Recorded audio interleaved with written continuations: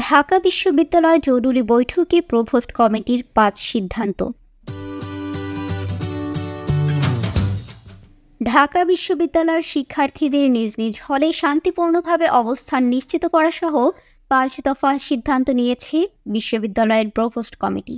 সরকারি চাকরিতে কোটা সংস্কারের দাবির আন্দোলনকে কেন্দ্র করে সংঘাত সংঘর্ষের পরিপ্রেক্ষিতে আজ সোমবার বিকেলে প্রভোস্ট কমিটির এক জরুরি সভায় এসব সিদ্ধান্ত হয়। এতে সভাপতিত্ব করেন উপাচার্য ASM মাকসুদ কামাল। পরে বিশ্ববিদ্যালয় কর্তৃপক্ষ এক সংবাদ বিজ্ঞপ্তিতে প্রভোস্ট কমিটির সিদ্ধান্তের কথা জানায়। সভায় নেওয়া ৫টি সিদ্ধান্ত হল: শিক্ষার্থীরা নিজ নিজ হলে শান্তিপূর্ণভাবে অবস্থান করবে, প্রভোস্ট ও আবাসিক শিক্ষার্থীরা শিক্ষার্থীদের নিরাপত্তায় সার্বক্ষণিকভাবে হলে অবস্থান করবে এবং প্রয়োজনীয় ব্যবস্থা নেবে, হলগুলোতে কোনো বহিরাগত অবস্থান করতে পারবে না এবং যে কোনো ধরনের গুজব ও অপপ্রচার থেকে বিরত থাকার জন্য সংশ্লিষ্ট সবাইকে আহ্বান করা হয়েছে এবং সবাইকে নাশকতামূলক কাজ থেকে বিরত থাকার জন্য বলা হয়েছে।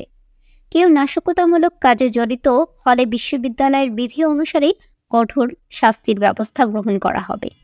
বিশ্ববিদ্যালয়ের সার্বিক পরিস্থিতি পর্যালোচনা করে শান্তিপূর্ণ শিক্ষার পরিবেশ বজায় রাখার জন্য এসব সিদ্ধান্ত নেওয়া হয়েছে বলে সংবাদ বিজ্ঞপ্তিতে উল্লেখ করা হয়।